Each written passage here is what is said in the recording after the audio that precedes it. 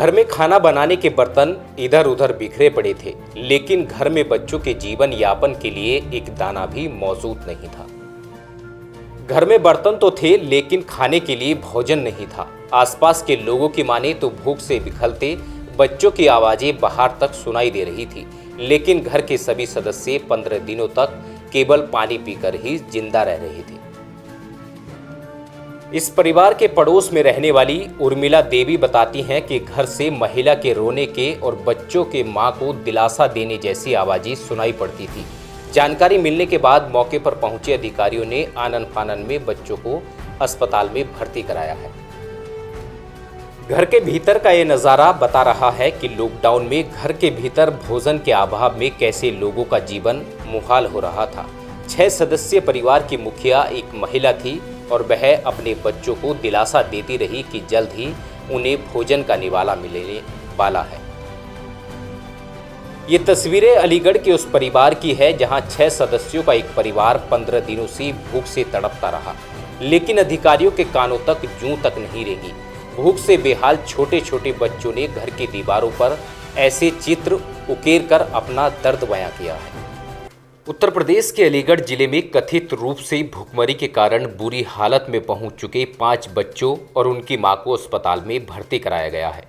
मंगलवार को जिला अस्पताल में भर्ती कराए गए इस परिवार की देखभाल कर रहे डॉक्टरों का कहना है कि जब इन लोगों को अस्पताल लाया गया था तो उनकी हालत बेहद खराब थी और वे मुश्किल से ही बोल पा रहे थे। सोशल मीडिया और समाचार चैनलों ने इस सिलसिले में खबर प्रसारित होने के बाद जिलाधिकारी चंद्रभूषण सिंह पड़ताल के लिए फौरन मौके पर पहुंचे और पीड़ित परिवार को राहत दिलाई। अरे यार, हाँ जी, अस्पताल में अपने 5 बच्चों के साथ भर्ती गुड्डी ने बुधवार को कहा कि उनका घर सासनी गेट थाना क्षेत्र स्थित मंदिर का नंगला इलाके में स्थित है। पिछले साल कोविड-19 संक्रमण के कारण उनके पति की मौत हो गई थी। गुड्डी ने बताया कि परिवार के एकमात्र कमाने वाले सदस्य के गुजर जाने की वजह से सारी जिम्मेदारी उनके कंधों पर आ गई। इसके निर्वहन के लिए उन्होंने एक ताला बनाने वाली फैक्ट्री में काम किया, जो कुछ महीने पहले बंद हो गई। गुड्डी ने बताया कि उनके सबसे बड़े बेटे अजय ने दिहाड़ी मजदूर के तौर पर काम शुरू किया, लेकिन पिछले अप्रैल में महामारी की दूसरी लहर के मद्देनज़र लागू कोरोना कर्फ्यू की वजह से उसके परिवार की मुसीबतें एक बार फिर से बढ़ गई हैं। आमदनी का जरिया ही खत्म हो गया है।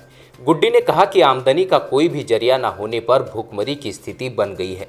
परिवार ने करीब 8 हफ्तों तक पड़ोस के कुछ लोगों द्वारा दी गई रोटियों पर गुजारा किया, मगर करीब 10 दिन पहले वह सहारा भी खत्म हो गया और परिवार दाने दाने को मोहताज हो गया। इस परिवार की दुर्दशा को जब मीडिया ने दिखाया तो जिलाधिकारी चंद्रभूषण सिंह ने उप जिलाधिकारी कुंवर बहादुर सिंह की अगुवाई में 3 अफसरों की एक टीम को पड़ताल के लिए भेजा और परिवार को अनाज, खाने पीने का नियत सामान और 5,000 रुपये की फौरी मदद भी की।